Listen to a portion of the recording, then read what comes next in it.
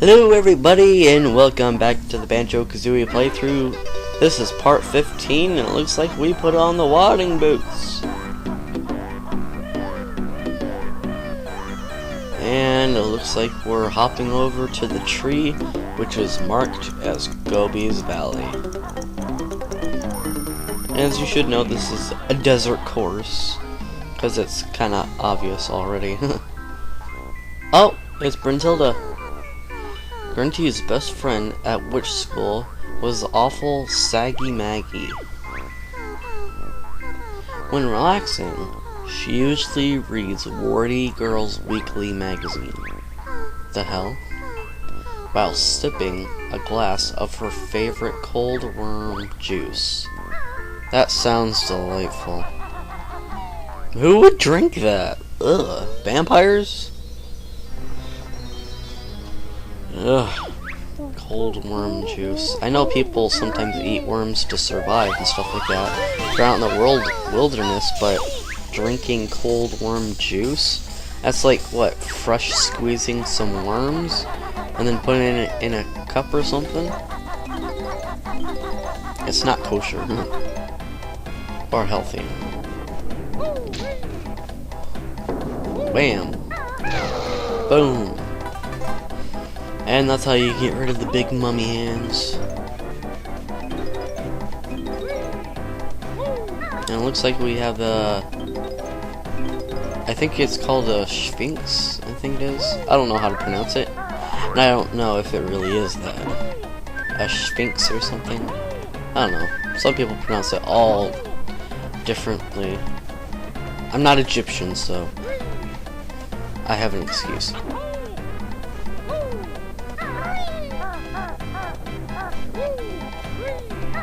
And mumbo token midair.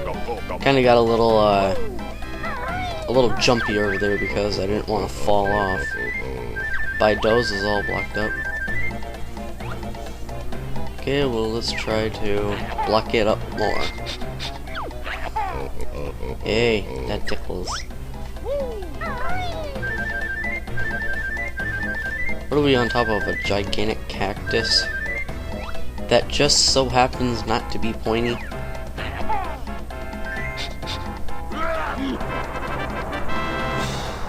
Oh, okay. That's cool. That cleared Jiggies' nose up. Go on in. Is this the motel, restaurant? Oh. Floating carpets. I see that every day. I couldn't have been like a 3-star restaurant or something, or like a movie theater. You barely ever see those.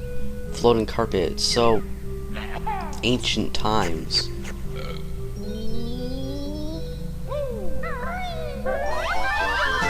Ooh, orange Jinjo. We have the yellow one that we found right at the beginning. And, well, the pink one. And see, that's what happens when you don't aim. That's why I always, like, take a minute, press up C, and aim. Like this. See? It works a lot easier. And the carpets go up and down faster as you go up in the air more. I was trying my hardest not to make that sound sexual. I don't want you guys to like watch this and be like, man, what a perv. Ow! It was a Michael Jackson mummy hand. Yeah, I probably shouldn't say that now that he's dead. It's kinda mean. A lot of people actually do appreciate them though. I mean him. You know, it's always weird. It's like celebrities that have done bad stuff seem like they always get more appreciated after they die. It's like he was hated, he died, now he's got a ton of movies starring all over the place. But enough about him. More about this playthrough. Okay, so after going in there, getting a Jiggy, a Jinjo, and eggs and notes and feathers. Okay, well, whatever. Let's collect some more notes. And it looks like we have a beetle. Oh my god, wow. He's about ready to get us. Sniped him out of there.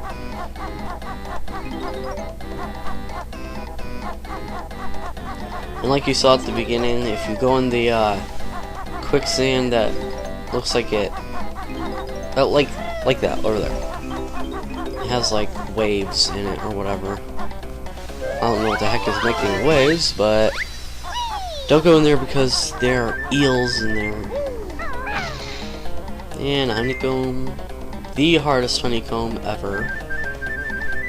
I sometimes die trying to get that one. It's a pain in the ass. It's because it's one of the cactuses that'll actually hurt you. Alright, and let's try to find the new move. It's around here somewhere. Get away. And looks like it should be over here. Yes, there it is. Bottles is more. Hey, short stuff. These are the running shoes. Beaky wears them on her scrawny feet to make her run really fast for a limited time. Well played, Banjo. You've now learned all the moves in the game. Okay, so I guess that was the final move, and those are the shoes that I was talking about that we have to get before we race. Buggy, ass. Yeah, that's what I thought. Take that. So, after we're done here, I guess we'll go back to Freezy Peak, race Buggy, and hopefully get a Jiggy. But for now, there's a reason why I'm going around collecting this stuff now, is because when you do it the real way, you gotta race to the top, and it's like really hard to get all these and beat the timer. Well, just collect them now, get it out of the way, because as you see, there are some notes. And then at the top, there's a life. Alright, and that's pretty much about it.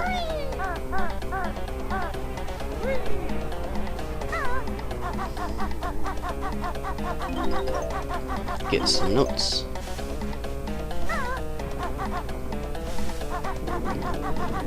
Uh-oh.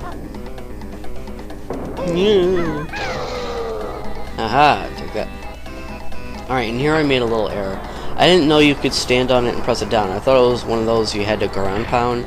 So I'm not going to be going for that because I needed the running shoes on. So I'll use the running shoes to get something else. There's a Jiggy over here in a mummy hand. He'll pop up in a minute. And you pretty much have to be quicker before he goes underground. No, I've had that 1,000 years. Grunty's race you cannot beat until you find some faster feet. So that's what the running shoes are for. And it looks like there's some notes in the quicksand that kills you. So let's get some wadding boots. Ouch! Jerks. Those ones sound exactly like the dragonflies that attack you in Bulk Swamp. Same exact voice acting. God, Nintendo, gotta do better than that. Okay, get them all before time runs out. Oh, it's ticking down. Okay, we made it. Alright, now let's try to beat that race to the top.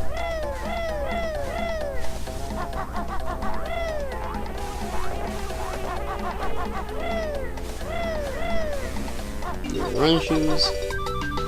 I just like the little trail of purple leaves behind. It's kind of cool. At least shows that you're running fast. And I hate how like the time counts down as it's going to a cutscene. That's stupid. I think that was a major flaw that the creators of this game put in. The time shouldn't start counting down until, you know, well, whatever. Because I only had 1 second left. What if I accidentally made a mistake? I'd have to start all over again. Which would suck.